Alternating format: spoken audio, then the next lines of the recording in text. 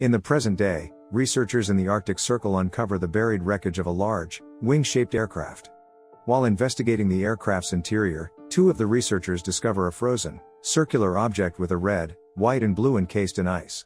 In March 1942, Hydra forces led by Johann Schmidt invade a stone church in Norway, seeking a mysterious cosmic artifact known as the Tesseract, which possesses untold powers. Upon discovering the true Tesseract, Schmidt has the church keeper who guarded it killed, along with everyone else in the village. At a recruiting station in Brooklyn, Steve Rogers, a 20-something, 90 pounds, 5-foot-tall asthmatic eagerly awaits the opportunity to enlist in the United States Army. The Army doctor gives a once-over to Steve's medical file, which reads like that of a 90-year-old man, and rejects Steve's application as the military 4F, as this is his fourth failed attempt to enlist.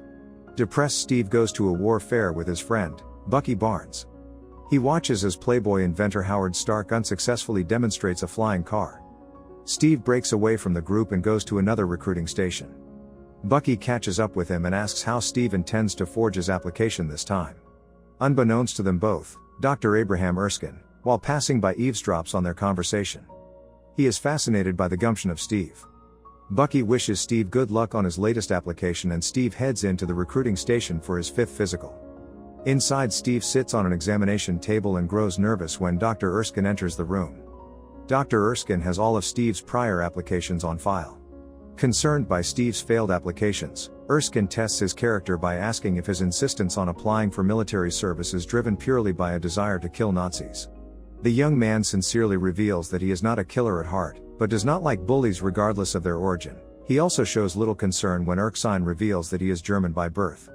Won over by Steve's strong will and unwavering conviction, Erskine enlists Rogers as a candidate of Project Rebirth, a super-soldier experiment being conducted by the Strategic Scientific Reserve under the supervision of Erskine, Chester Phillips, and Peggy Carter. During his basic training, Phillips is unconvinced by Erskine's claims that Rogers is the right person for the procedure, but relents after seeing Rogers commit an act of self-sacrificing bravery. The night before the treatment, Erskine reveals to Rogers that Schmidt underwent an imperfect version of the procedure and suffered negative side effects due to his inner ambition for power and obsession with becoming a superior man.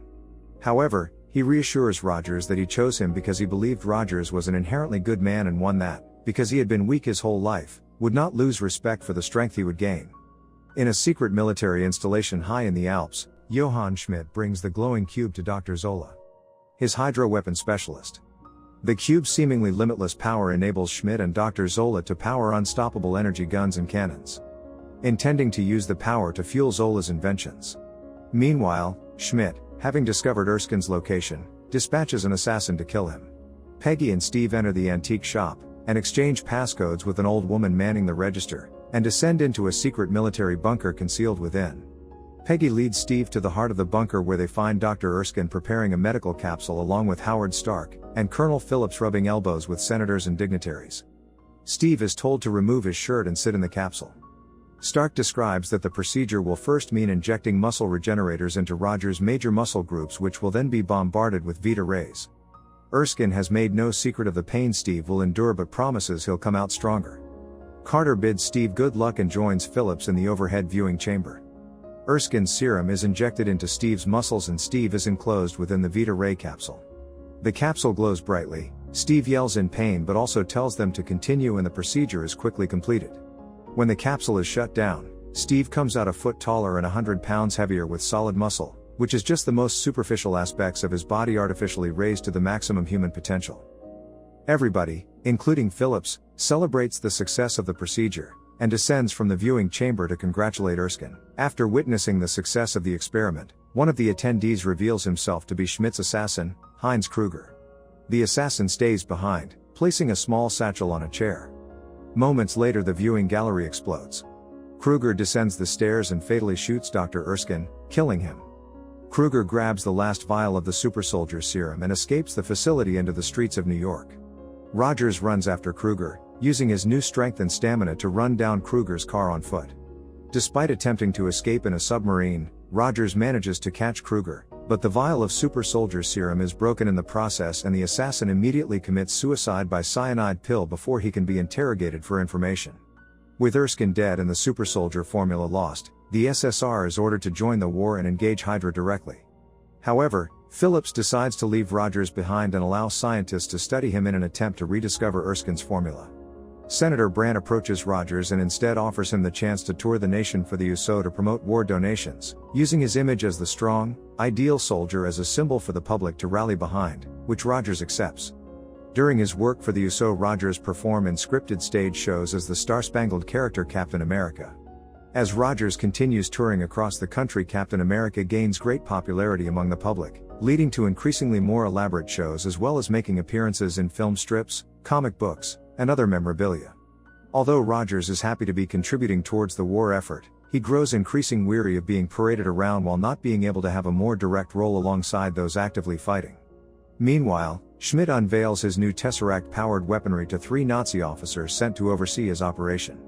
They ridicule Schmidt, saying that the Nazi party no longer takes him and Hydra seriously due to his obsession with magic and the occult, and playfully refer to him as the Red Skull. The Führer feels, how does he put it? The Red Skull has been indulged long enough. A name that infuriates Schmidt. Schmidt takes the 3 to his weapons lab where they are shown his unstoppable energy weapons and a strategic map of Europe dotted with targets. One of the 3 notices a target hovering over Berlin and confronts Schmidt. Schmidt quickly vaporizes the 3 Nazi officers. Schmidt announces that Hydra has disbanded from the Nazi party and is now enemies with the world. Schmidt uses this moment to declare his secession from the Third Reich, claiming that Hydra could grow no further in Adolf Hitler's shadow and will now follow his agenda. Hydra continued to siphon energy from the Tesseract, using the stored energy to create a variety of weapons and integrated it into a range of vehicles and other technology, quickly giving the faction the potential to become a major threat to the war front and the world at large. In November 1943, while performing for active servicemen as well as encountering his colleagues from the SSR, Rogers learns that Barnes' unit was lost in a battle against Hydra. Despite Phillips' insistence on the futility of the situation, Rogers refuses to believe that Barnes is dead and becomes determined to mount a solo rescue attempt, receiving help from Carter and Howard Stark, who flies them both over the battlefield in his private plane. Steve surmises that Stark and Carter have a relationship and bashfully withholds his feelings for her. Just as anti-aircraft guns from Hydra begin firing on Stark's plane, Steve parachutes in, while the other 2 escape back to safety. Steve stealthily makes his way into the Hydra base, taking out numerous guards in the process. Rogers manages to sneak into Hydra's main factory where he finds and frees most of the captive soldiers, who begin a riot and start escaping while Rogers continues on to find Barnes. Steve makes his way through the facility and happens across Bucky, who is tied down to an operating table, and has quite obviously been tortured. Steve also notices an oversized tactical map mounted on the wall, with various marked installations. Steve frees Bucky, who is surprised to see that Steve is taller than him, and commits the map to memory. Schmidt, seeing the prisoners escaping and Rogers moving through the facility, sets the factory to self-destruct to cover Hydra's operations and evacuate to another facility. As the building begins to detonate, Schmidt confronts Rogers on a high catwalk where he makes light of his similarities to Rogers following their mutual use of the super soldier serum. Schmidt expresses his belief that they have risen above the visage of normal humans before revealing his face to be a mask, removing it to display the Red Skull-like face that earned him the sobriquet the Red Skull. The Red Skull escapes the exploding facility in a strangely designed private plane, while Zola sneaks away in Schmidt's roadster. Steve and Bucky have a huge divide to cross to their freedom. Bucky crosses a trembling, buckling support beam and manages to cross to safety moments before the beam plummets into the fire below. Left with no other option, Steve backs up as far as he can and leaps over the burning chasm. Rogers leads Barnes to the roof where they both barely manage to escape the factory themselves before regrouping with the escaped soldiers and marching back to base. Following the liberation of the Allied prisoners, Rogers gains his superior officers' respect and acknowledgement as a soldier and is given high rank and the chance to fight as Captain America, as a key figure on the war front opposing Hydra directly. The news of Captain America's success on the battlefield has swept over the world, but Rogers does not appear for his medal from Congress. The reason for that absence is in London, where Steve gives Phillips and Carter his best recollection of the Hydra base map and tells them that he intends to go to those bases and destroy them one by one, and wishes to recruit a team of men made up of those he liberated in Italy. Steve meets the Howling Commandos in a bar and they eagerly accept the offer. While there, all the men are surprised as Peggy enters dressed in a form-fitting cocktail dress. She ignores all the men, including Bucky, and flirts with Steve, telling him that she'd love to have a dance with him someday. Howard Stark outfits Rogers with advanced equipment, including a durable, custom combat uniform and a circular shield which is made of a metal called vibranium. which is lighter than steel and is vibration resistant and will absorb heavy impacts. For the next 2 years, Rogers and his Howling Commandos lead a strong offensive, sabotaging various Hydra operations, much to Schmidt's frustration.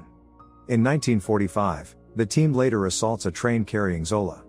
Rogers and Barnes engage in a fight with the soldiers on the train, during which Barnes falls from the train into an icy river below to his apparent death, while a soldier locates Zola on the train and captures him. Rogers is deeply affected by the loss of his best friend and is convinced by Carter to use his sorrow as motivation to put an end to Hydra for good. Using information extracted from Zola, the final Hydra stronghold is located and Rogers leads an attack to stop Schmidt from using weapons of mass destruction on the United States. Rogers and his team prepare a battle plan to take down Red Skull at his headquarters. Rogers, dressed in a new uniform, mounts a Harley and charges the base. He easily dodges Hydra soldiers and tanks and finds himself within the base, surrounded by a Hydra army. He is taken into custody and led to the Red Skull's private weapons lab. Red Skull asks what makes Steve so special. What made you so special? Nothing. I'm just a kid from Brooklyn. Moments before members of his team zipline into Red Skull's office. A climatic firefight ensues, as hundreds of soldiers under the direction of Phillips and Carter storm the base, killing many Hydra soldiers. Red Skull flees to his private hangar, in which a gigantic flying wing, Hydra's massive aircraft bomber powered by the Tesseract, is preparing for takeoff. Rogers climbs aboard the Valkyrie, as it takes off. He sneaks into the craft where he finds dozens of plane missiles, each labeled with a different major American city. Inside the large cockpit, Captain America and Red Skull have a fisticuffs battle. Red Skull fires his cube energy pistol at Steve, who easily deflects the shots using his shield. A shot is deflected into one of the cockpit's center consoles, which contains the Tesseract. Schmidt physically handles the Tesseract, which opens a wormhole into space, sucking him into it in bright light. The cube falls to the floor, burning through the plane and falling into the ocean. Seeing no way to land the plane without the risk of detonating its weapons, Rogers instead crashes it on the Arctic shelf while making a sorrowful goodbye to Carter, making a promise to take her dancing, knowing he would never be able to make the date. Stark later recovers the Tesseract from the ocean floor but is unable to locate Rogers' body or Schmidt's aircraft. Rogers awakens in a 1940s-style hospital room. Deducing from an anachronistic radio broadcast that he was out of place, he flees outside into what is revealed to be present-day Times Square, where Nick Fury tells him he has been asleep for nearly 70 years. Stunned by this revelation, Rogers' only response is that he had a date. A year later, Fury approaches Rogers, proposing a mission with worldwide ramifications.